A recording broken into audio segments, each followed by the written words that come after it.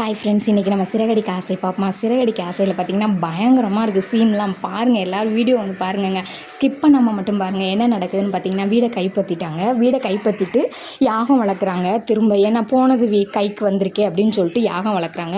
அதில் பார்த்திங்கன்னா மனோஜ் ஒருத்தருக்கு மட்டும் பார்த்திங்கன்னா சரியான கோவம். ஆனால் முத்தையும் மீனாவையும் அவங்க அம்மாவுமே கொஞ்சம் பார்த்திங்கன்னா ஏற்றுக்கிற மாதிரி தான் அவங்க ஃபேஸ் ஃபுல்லாக தெரியுது. யாகம் வளர்க்குற யாக குண்டத்தில் வந்து நம்ம முத்தையும் மீனாவையும் உட்கார வச்சு தான் யாகம் வளர்க்குறாங்க. அவங்க அம்மா கொஞ்சம் கூட முத்தோட அம்மா கோயிக்கவே இல்லைங்க. அவங்களும் சந்தோஷமாக தான் இருக்காங்க. முத்தோட அப்பாவுக்கு பார்த்திங்கன்னா முத்து மேலே கூட கொஞ்சம் மரியாதை வந்துச்சுங்க. பாசம் வந்துச்சுன்னு சொல்கிறத காட்டிலும் மரியாதை வந்துச்சுங்க.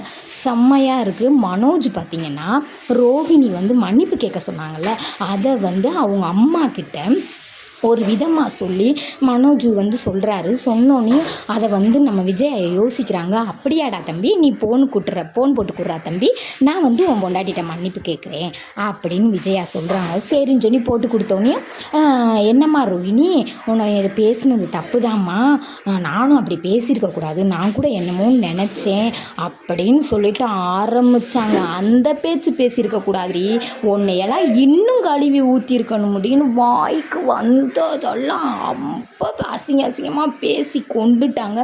நம்ம ரோஹிணினால் ஃபோனை காதுலேயும் வைக்க முடியல, கீழேயும் வைக்கலை, கட் பண்ணவும் முடியலை.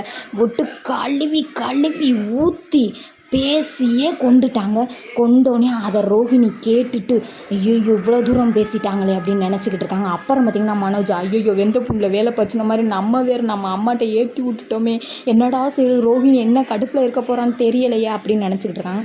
அப்புறம் பார்த்திங்கன்னா மனோஜை காதை பிடிச்சி அவங்க அம்மா சாப்புன்னு 2 அடி விட்டு, ஏன்டா அவள்கிட்ட நான் மன்னிப்பு கேட்கணுமா அப்படின்றாங்க. இங்கிட்டு பார்த்திங்கன்னா சத்யா வந்து இப்போது அவர் லவர்கிட்ட பேசுகிறாரு. அந்த பொண்ணு சொல்லுது, என்னை இங்கே ஹவுஸ் அரெஸ்ட் மாதிரி பண்ணிட்டாங்க, என்னால் அங்கே இருக்க முடியல, என்னை வந்து கூட்டிகிட்டு போயிரு, நான் கட்டுனா உன்னைய மட்டும்தான் கட்டுவேன் அப்படின்னு சொல்லுது. அப்படி சொல்லிக்கிட்டு இருக்கையிலே பார்த்திங்கன்னா மீனா வந்துடுறாங்க.